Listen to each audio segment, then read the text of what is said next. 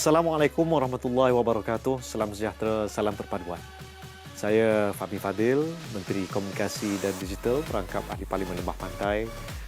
Sempena Tahun Baru 2023 ini, saya doakan semua agar sentiasa sihat walafiat, dilindungi, dan semoga tahun baru ini memberikan kita semangat yang baru untuk mencari rezeki yang baru, dan semoga kita dapat bersatu padu, mengetepikan segala perbezaan yang mungkin pernah kita saksikan sebelum ini, kerana inilah satu-satunya negara kita.